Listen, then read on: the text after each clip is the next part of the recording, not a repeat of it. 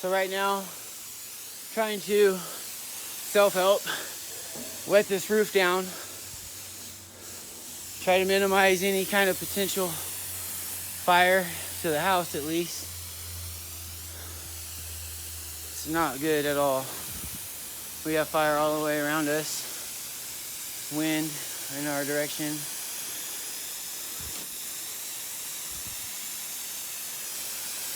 And there's no way for me to stop any of this. I'm surprised this house is not burnt down to the ground already. Ashes all over my car, pine needles, burnt pine needles. This is crazy. I gotta go inside, get my paperwork that I need. Can't fuck with this shit right now. Damn. What do I get? Look at this trip hazard. No.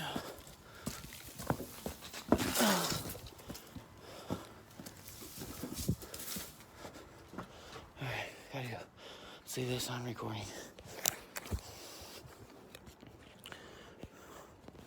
Take it day by day, but it's pretty tough, you know.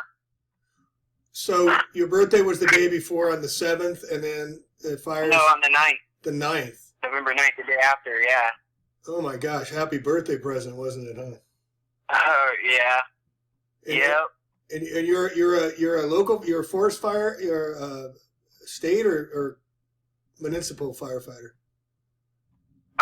Municipal. I was actually just got hired on at Paradise Fire Station 81, and I was going through their Cal Fire Butte Fire Academy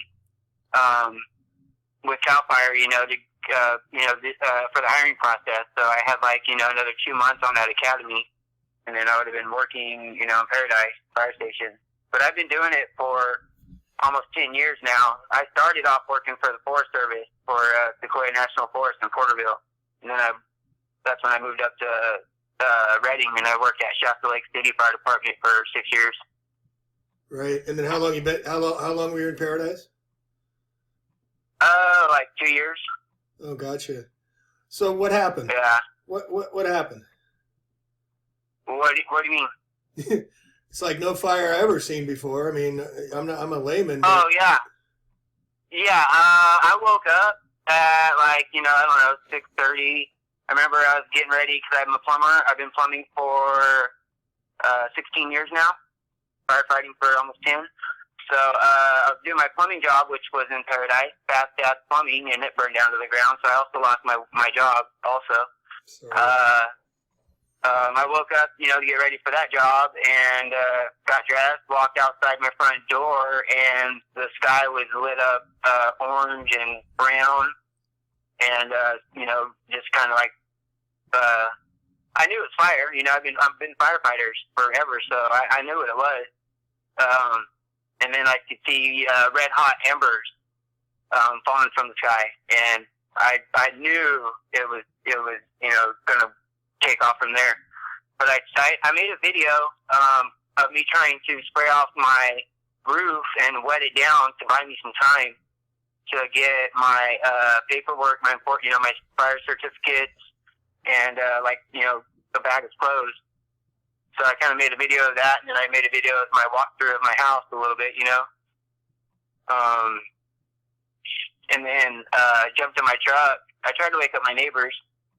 I called my one neighbor and told him that he needs to get his wife and his daughter out of there because place is going down, which that worked.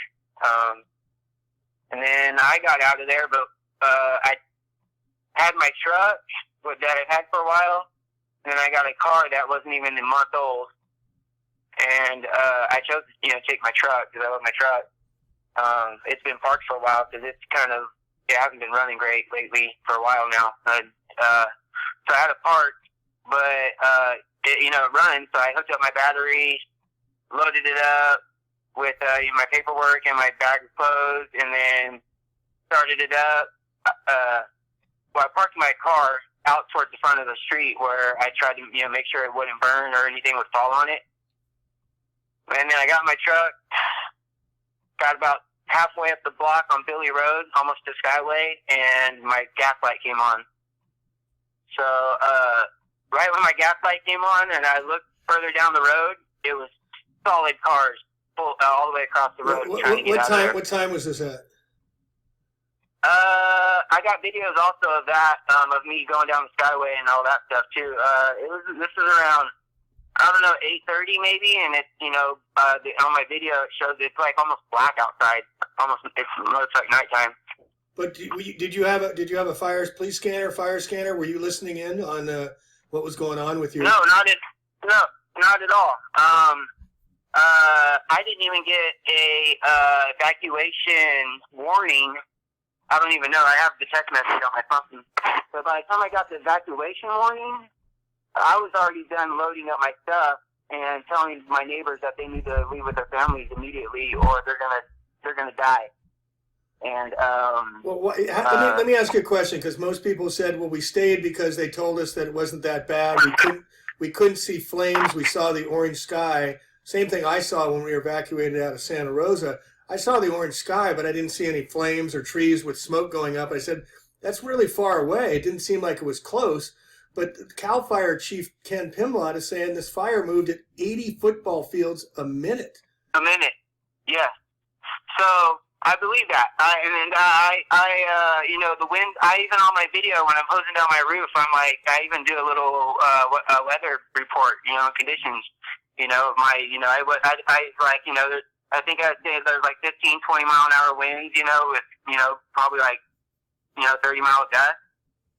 You know, all directions. You know, got crazy wind. But my biggest sign was those hot embers falling down out of the sky. My front yard, I had an acre in my front yard, an acre in my backyard, and I had about 30 oak trees and about 10 pine trees in the front, and then the same in the back. So it was littered with pine needles. The night before that, the wind was pretty bad, and it blew a lot of those pine needles, you know, down, because my front yard had just gotten clean, and when I woke up that morning, it was scattered everywhere. I have burn spots on my truck where those embers were falling on the spots of pine needles and smoldering. And what happened to your residence? It's gone. It had blocked brick walls, and that's all that's left. So watering down the roof didn't help? Why what? Watering down the roof did not help you? It did. It bought me some time, you know, I believe for, you know, those hot embers falling down on those pine needles. You know, I knew that it was going to go. I was just trying to make sure that, you know, it didn't just start up and then take, you know, just burning down while I'm in there trying to get my, you know, my bag of clothes and my paperwork. I was kind of prepared for it somewhat because I already had my paperwork in a box, a specific box in a specific spot. And, I went in there, grabbed that, my clothes, and I even ripped off my fire evacuation stuff that I got in the mail from Paradise on, you know, spots for your zone to go to, you know, right, stuff like that, route, you know, and everything. And then when I got that during the summertime or right before the summertime, I registered on their website thing that, you know, for reports or for those notices. So I'm glad I got that because that kind of really set it, you know, in my head that I really need to leave because it said, you know, the evacuation orders, mandatory orders, you know, evacuate. Wait, so when did evacuation orders come? Because most people say they got no evacuation orders. No, it was a warning at first, but like I said, by that time, I was already done packing my shit and telling the neighbors to leave immediately or they're going to die. You know, they're going to die. You know, they all know I'm a firefighter. You know, I have a big red truck, you know, firefighter truck, and, you know, they know who I am. So one guy was out there trying to, he had a leaf blower trying to blow all the shit off. And I was like, dude, this is going to go. And you don't want to be around here, you know, when it happens. And then 80 football fields a minute, dude, it didn't take me long to get out to that road. And then, you know, shit started getting really bad. So you went from Billy Road to Skyway, right? No, I gone towards Skyway, but it was solid black block traffic. So at 10 a.m. it was backed up, right? 10 a.m. Oh, way before that. I left my house at like maybe 8:30 or 9:30ish. I have to look at my phone. Were you part of the evacuation drills that occurred in 2017 when they did the evacuation drills? No. Okay. So how did you get out then if it was all backed up? So let me finish. I made an executive decision to cut, a corner on somebody's yard. Kind of took out the fence a little bit, messed up my truck a little bit. But there's a side road there that's I forget what it's called, Lucky John or Lucky John something. But it's a side street, and it's a private road, but it comes out on Skyway. So there's like there's a few houses, and then there's a trailer park, a small trailer park, and then it pops out right there on the Skyway, right before Elliott. So I went down that way, and then a bunch of people started following me, and I'm yelling at people in the trailer park to, they need to go or jump in the truck or whatever. And they're running around trying to find their dogs and cats and put on your makeup. But I hit Skyway, and then I had to deal with my gas situation because my light was on, and that's a big truck. And the way that truck was moving, I didn't want to get stuck. So I cut it over to the left, and then there's a Valero gas station, I think, right there on the Elliott and Skyway. And a car was just pulling out of the gas pump as I, pulled in there. And it was a miracle because, I couldn't wait, any second longer, I would have, been screwed. So I got gas, jumped back on the road, and, proceeded to make my way out of there, down the Skyway. I went down the wrong side of the Skyway. Well, we're told that the people were being held up as late as 11 o'clock in the morning of leaving Skyway. They had one lane. They wouldn't let anybody. This gal was out of gas. Yeah. So they escorted her out. They tried to stop me and tried to turn me around. I believe the cops told me to, go ahead and go by because you see my firefighter plate on my truck. For some reason, that just, that's the only thing I could think of because he was standing in front of my truck making me stop all the traffic behind me. And they were trying to, gonna say to get out and run or go turn around or something, and I was like, I'm going. I know what's going to happen. I can't go, turn around, go back, do anything, or stop. I got to keep going down that. I knew which way I had to go. What kind of cop was it? Do you know?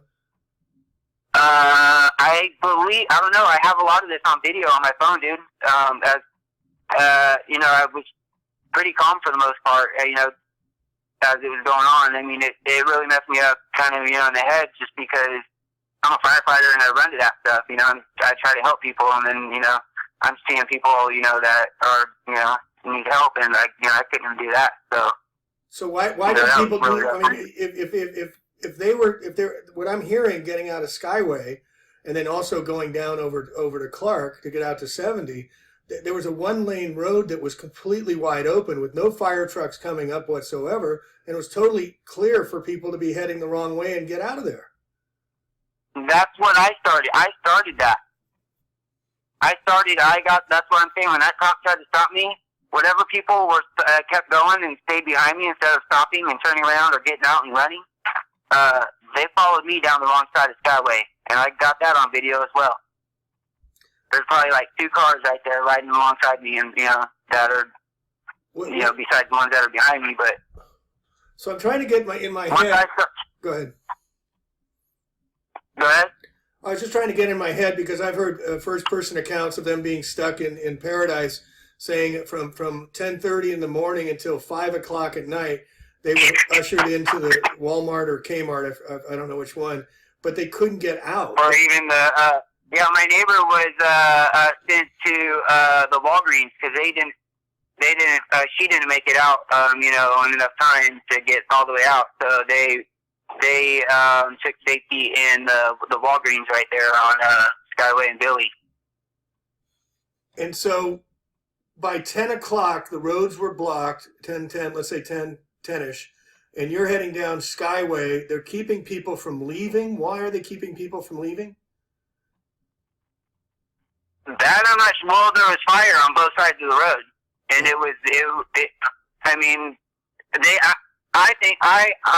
I believe that they didn't know what they were doing. They're not, they don't know, fire behavior and, what's fire, they don't have any experience in that, field for the most part. So they're seeing fire on both sides of the road. It looks pretty gnarly, and they're trying to, get people to go the other way. I don't know. I mean, that's the only reason I could think of why they were doing that. I don't know why they would do that. With the single lane wide open, that they could go back down the road when nobody's coming up. Nobody's coming up except the fire trucks that didn't show up. I mean, how about all your other firemen? Are they okay? You know what? I haven't even talked to my captain, my chief. He might have responded on my email somewhere, but I haven't seen that. So I don't know. I've been, I don't know, I wouldn't say like depressed, but I've been, I don't know what to do or where to go or, anything right now. I'm just kind of lost right now. So I haven't even, talked to anybody or anything like that. My brother's the one, telling me to call you and, he sent, we're trying to find places that'll help us, with what we can get right now. So where's the Red Cross? How come they're not helping? Where's FEMA? How come they're not helping? Help, I don't know. I hear about all these trailers and everything everybody's getting. I don't know. I don't know where mine's at. I went to that place in the mall and signed up at all these places, and I thought I did everything. I haven't, I called, I think on my birthday on November 9th, I called the FEMA thing. I started my claim, when the fire started, probably even that day. But, I don't know. I haven't gotten anything else from, FEMA or Red Cross or anything. My brother said Red Cross helped him out, and then I called them and sent a text message thing to their text message deal, and never heard anything. There was United Way. I signed up for something there. They were supposed to send me something, or I was supposed to get something from them. I haven't heard or seen anything from that. I was thinking about going back down to that place here in a day, probably tomorrow or something, and try to figure out, what's going on. Well, we're gonna help you how we can. We're gonna help you how we can. This is the same story I'm hearing over and over and over. There's people just lost, not getting any help, not knowing what to do, scattered everywhere. So yeah, and I'm not going to go to an evacuation center place, man. I can't sleep at one of those places. I haven't even slept that good anyways since this happened. But I'm especially, I'm kind of, I wouldn't say like a germophobic, but I don't want to go there. I've been at fire camps and, there's cold and shit like that get spread around, and, I don't do well like that, I kind of get anxiety sometimes, So what have you been doing in the where have you been staying for 5-6 weeks now? I've been bouncing around from hotel to hotel. I slept in my truck. I slept in my car. I've stayed at a friend's house a couple times. I don't have a whole lot of friends up here. No family. Just my little brother. That's it. We don't have nothing. No family or anything. So. I'm so sorry, man. Yeah, I can get by. It's just me. It's so it's somewhat easy. For me to deal with. But, I have kids and all that shit, But you have no job anymore. You have no career, right? Well, yeah, I don't have no job. That burned down to the ground. My house burned down, everything. I just got in a divorce from my ex-wife and, rebuilt. I moved to Paradise and, was rebuilding, got all my appliances and my, nice couch set and all that, stuff. Which I got video of when that day I left. And, it was hard to, get all that stuff back up. And then a year and a half after, working on that, that fire happened. And, took it all away from me again. But, yeah, so. So sorry, man. Hey, so on the fire, I went up to Polga. I went up 70 and I went all the way up to there where they said the fire started. I talked to a guy who got the Roadhouse Cafe up there where they said they didn't bug him out until 3:30 the next night in the morning. So that means the fire started at 6:30 to 3:30. So that's 21 hours later they bugged him out of the Roadhouse Cafe and took him down the hill. He says there was 20 to 30 fire trucks and bulldozers standing down 2 miles down the road. He heard on the scanners that there were 2 fire trucks in front of the Roadhouse Cafe up there, yet they let the building burn down to the ground. The stone was still there, yet the ancillatory house next door with the steel roof was fine. And the Cal Fire, do you know where the Cal Fire is up there across from Scooters up in Polga? I'm not sure. I'm not, if I don't know. If I've seen it, maybe I'm not familiar. But I mean, just a third of a mile up the road, the Cal Fire building is fine, and they're torched out. And we're hearing that same story. And what he was telling us was this fire was moving so slow on the east side of Paradise. So Paradise is southwest of Polga, right?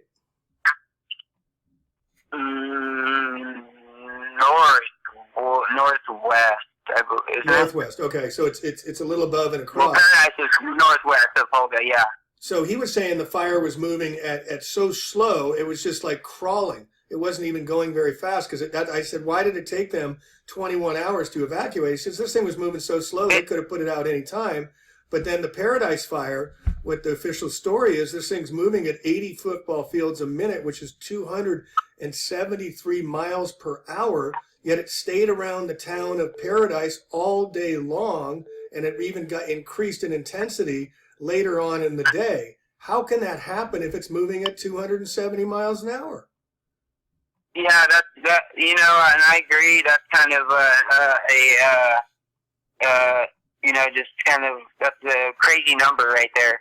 But I with my experience, being a forest firefighter, and living in that area, there was a lot of tree litter, a lot of dust, a lot of stuff that could burn, and it hadn't been, it was pretty thick. I mean, a couple feet thick. So once that fire, I'm sure it probably did start slow, but once it got to where it needed to get at, which probably wouldn't take very long, especially with as windy as it was the night before and pulling all that that fuel moisture out, it just took off and it nuked that whole area, especially when it hit those canyons and that canyon right near my house on Billy Road. Right. They just feed it. So it's just getting fed, and it was windy that day, so that wind's just feeding it. So it's a wind-fed and topography-fed fire, So did you get a PG&E? Did you get a PG&E warning? Everybody's saying they got a PG&E warning like the day before, 2 days before. Yeah, I did. I got that. I might even still have it on my phone, but it did say something that there may be power outages, something to that effect. I remember that.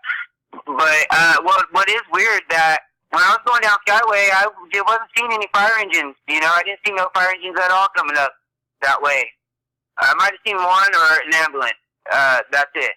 But I mean, they should have full on everything on top of that. Quit, and I didn't see shit. On my video where I'm hosing down my roof, right after I make a video of me walking through my house, I hear a helicopter. And it's on my phone, but I hear a helicopter, and I was thinking they're doing a water drop in my backyard. Because at that point, it was getting pretty intense. That's right when I was leaving, and but I don't think it was a water drop. It was just I don't know what it was. It's just a helicopter flying over my backyard. I didn't hear any water drop, but it was kind of hovering over right there in that area for a minute. Did you see any airplanes doing any drops, retardant drops, or anything? No, I didn't see or hear any airplanes, and it was, like you said, pretty smoky for the most part. I mean, it doesn't matter. The idea that they can't drop in inclement weather is such bullshit. They can drop with GPS coordinates anywhere they want to, and this is the same thing they said in the car fire. Oh, we couldn't drop because we couldn't see. Are you freaking kidding me? It was nighttime. We couldn't do. Yeah, I know. Yeah, and they want a lot of that shit to burn, especially the Forest Service. They want a lot of that, and they will let a lot of that shit burn because they figure, hey, this hasn't burned in 100 years. If we don't let it burn within the next, right now, then when it does burn, whenever, after this, it's going to be, that much worse. So they'll go ahead and take, this much. That way, it's not twice as much, down the road. if it happens. All right, firefighter, I got a question for you. How did the trees not burn from the top if it was a forest fire? Why is it when I went up there and went along Pence and went up to Concow to a tree, it went up, the scarring only on the bark went up about 20 feet from the ground, yet the treetops were not touched at all? How can that be? Yeah, that's weird. It could have been just that it was just so hot and fast moving that it didn't really even make it up that way, because there wasn't really a whole bunch of, I wouldn't say there's a whole lot of what you call ladder feel from the ground to the treetops, you know? There was a pretty good amount of just tree trunks, you know? But you're saying there's so much pine needles on the ground, it was fuel for the fire that increased the intensity. And so fires, as I understand it, fires flame up. They're going to seek upwards towards the oxygen. As the oxygen gets starved, they're going to run up a tree like nobody. I've seen fires go up trees in a matter of minutes. Right. Yeah. These are ponderosa pines. These aren't oaks or redwoods that take forever and you have to get through the bark. I mean, these are combustible, you know, they're almost like eucalyptus trees. Yeah, I heard them exploding. I think you can hear them on my video. You can hear stuff exploding, which I believe were, you know, trees that were, you know, exploding. Yeah, a lot of people heard explosions. That's a whole nother type. I just talked to a guy who's involved with laser technologies and high-end technologies, and he's saying that this was that the embers you were seeing were actually programmable swarm nanobots they were using to create the incinerary devices, and that the lasers were instigating. What? Oh yeah. This is very advanced. Dude, I could see something like that, dude. But they were thick, hot embers. It was kind of weird, like wood chip embers, you know. And they were flying in all directions, right? Yeah, like fireflies. Almost. But there was no. Remember in the morning you said, and everybody said there was winds at night, but in the morning there was no wind. There was some wind. It was directional. I mean, you know, it was a solid. Like I said on my video of me hosing off my roof, I say something about the wind, you know, because I kind of do a little weather condition on what I'm seeing. But if you're traveling at 272.3 miles per hour, what kind of winds have to be associated with that? Well, I mean, I'm sure that would be like halfway through the fire at least. I mean, that fire's going to have to build up some intensity, right? Yeah. Before, you know, it gets. Yeah. That's probably like the max thing it got to, you know, what if it did. Yeah, that's what I'm saying. If it's traveling that fast, it's going to burn through the town and keep going. I mean, and the intensity. But how did it scorch a building to the ground yet leave the trees? How did it touch one building and take out the whole, you know, all these buildings, but leave, you know, the Freemason building or leave the entire Adventist church, Adventist hospital? Or the county city building. The city building did get touched. And the gas stations got torched, but the gas station pumps were left fine. Yeah, the pumps. Yeah, you see, yeah, the one right there on my house. That's on my video too. It shows the gas station burned to the ground, and then gas pumps are perfectly fine. It's a selective fire. Yeah, I don't know. That was weird. Yeah. Huh? It's a selective fire. I thought those things would have blew up or caught on fire. Yeah, those things are like just covered in gas and oil. Did you see any flashes at all? Not that I recall. I don't recall any flashes. I know explosions. So I got a lot of video, a lot of footage of that fire from when it happened, started to end. Yeah, we'll add this if you want to. If you feel like you want to post this, we'll add your visuals to this because this is such an important narrative. So, I mean, I asked this question, and it's with a heavy heart because I kind of know the answer. But you got out, and then how many people do you think? I mean, if at 10 o'clock people were stuck getting out of there and they're told to go back and weren't allowed to leave, how many people got out? There were a lot behind me. I know for a fact. There were six lanes of people, you know, side by side of cars trying to get down Skyway was behind me. Well, there's two lanes going up and 2 lanes coming up and going down. So how do you mean 6 lanes? Yeah, well, there were cars getting in part of a lane and part of the road. That was me right there on one part. You know, I was using whatever road or sidewalk or curb or anything I could, because I wasn't sitting there waiting for somebody to turn in front of me. You know, I mean, I wasn't running people over in their cars or walking down the road or anything. But when I had space and I had a gap to move, I moved, and I made decisions. I made my way out of there. Right, and then because I wasn't going to burn up. Right, and I mean everybody was kind of doing it all at the same time. Everybody was reacting, but the news media was saying stay in place. They weren't telling them to leave. We're being told that on Clark Road was completely blocked. You couldn't get over to 70. Pence Road, they wouldn't allow you access in Pence to get out. So the only way to get out was Skyway.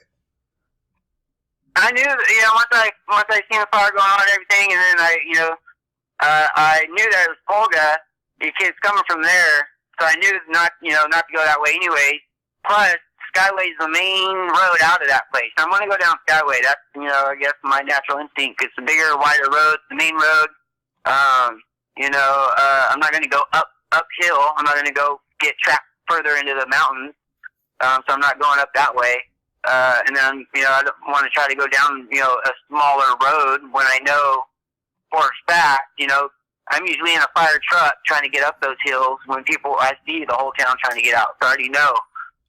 So I'm going to take that big road. I took that big road. So I guess, I just want to get really clear why the Paradise Fire Department or your fellow employees and fire captain, how come they weren't rallying you to help with the fire? Oh, I was still in the, I don't know. I mean, I went through the hiring process. I did 2 different interviews. I did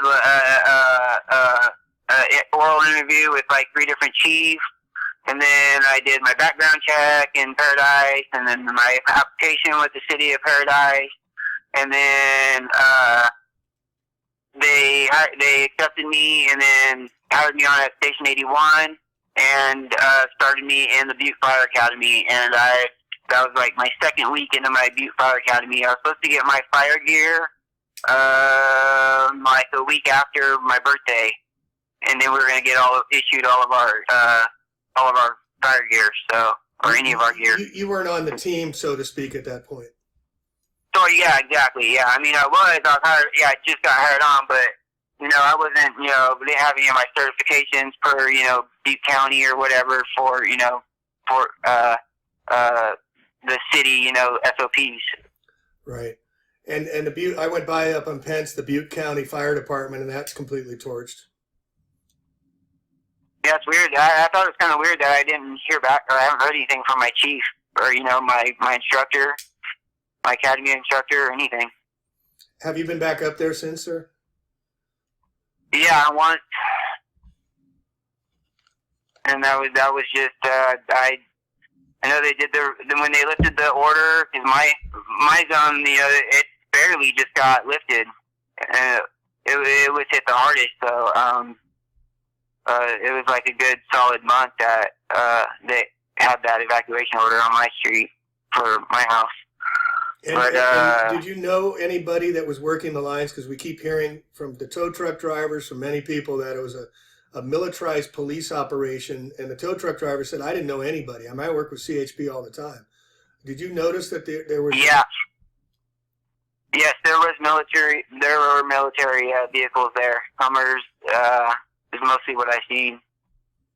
Yeah, the MRAPs with the machine guns armored, fully armed fucking Hummers, yes.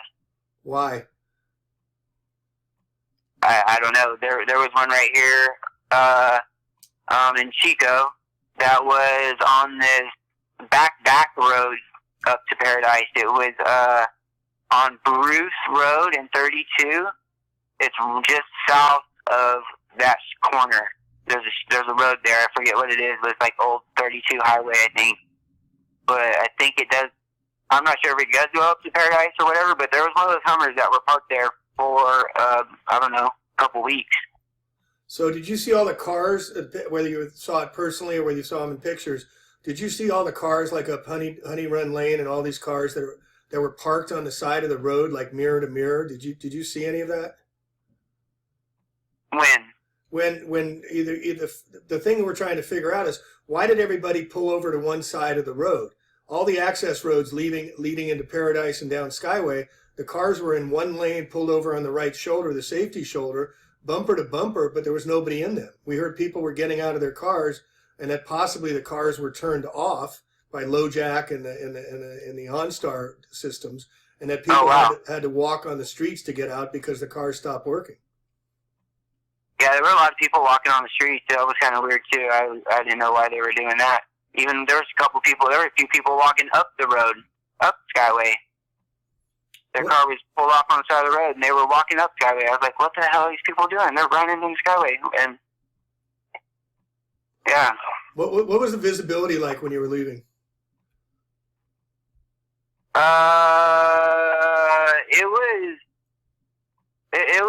It was pretty much normal besides, the Skyline area, Right. But it was just, sunlight was going away, basically. But there was no, there wasn't really any kind of ground level smoke. I just made it out. Well, once I got more towards about midway to, like, Pearson, and then past Pearson is when the ground level smoke was, right there, and the fire was on both sides of the road. Right when I was passing Pearson is when I ran into that fire on both sides, because it just crossed over from over the side of the road. So you studied fire temperatures, right? The different colors of the fires for heat. Yes. So white is white hot, which is hotter than yellow, correct? Correct. So what does it take? Do you remember what it takes to get white hot heat? I believe it's like I think 11 or 1200. And what's the hottest forest fires burn on record? You know? I don't recall. I'm not sure. 1,570 I know that one is what I read. Oh, for white hot heat or for record? A forest fire. For a forest fire heat record was 1,570 plus degrees. Okay, so what's the number for white heat on infrared? I'm not sure on that one, but okay. What my point being is that, just because we interviewed two fire captains, 20-year fire captains who went up there also, and they were doing forensics, and they just kept shaking their heads looking at the cars that were so torched. They was just like down to the springs, that the metal in the homes, the granite, the porcelain, which melts at 3,000 degrees, the iron. I mean, how the heck did a forest fire surround a mobile home park, the Paradise Mobile Home Park there, and burn out all the mobile home parks, yet the entire forest is untouched? Yeah. There's rocks, because I like, I pick up rocks, I'm interested in, a lot of different kinds of rocks. So I had a bunch of obsidian and quartz and, dragon's blood stuff, around my house. There was a pile, this little rock stacked up on my front porch. Well, that was the first thing I, walked up to and was, kind of interested and thought that I might be able to get back, and be able to keep out of all this. And I, moved some ashes around because there was a tree stump that some of them sat on, and grabbed this pretty good sized rock, and it crumbled in my hands. It turned to dust. And I was just kind of blown away because, these are rocks. These are solid rocks, these are some of it, quartz or, how does it turn to dust? It was crystallized. It's crystallized. Yep. There's glass in my house that I found that was just melted, and it melted to my cast iron, that's the only thing the only thing that made it, it's still normal, is my cast iron Dutch oven. Yeah, the fire places stayed, but everything else was fireplaces. Yeah, the fireplaces and the barbecue stayed. The barbecue incinerated, yeah. But the barbecue. Yeah, my barbecue made it on the side of my house, right outside that wall. I mean, that's like a pattern down here too. The barbecues didn't get burned, and the fireplaces didn't get burned, but the bricks, the kiln, the bricks, it takes 5,000 degrees temperature. So I'm trying to figure out between cars getting torched at 2,500 to 3,000, yet at 5,000 degrees they didn't the brick fireplaces did not get burned. So how did they burn all this other stuff? And then how did one house, like up on Equity Estates there, up on Pence, there's like 3 houses with these killer views that are fine, then 3 houses that are torched, then 1 house that is torched, another that's fine. Yeah. I mean, forest fires just, I'm sorry, they don't do that.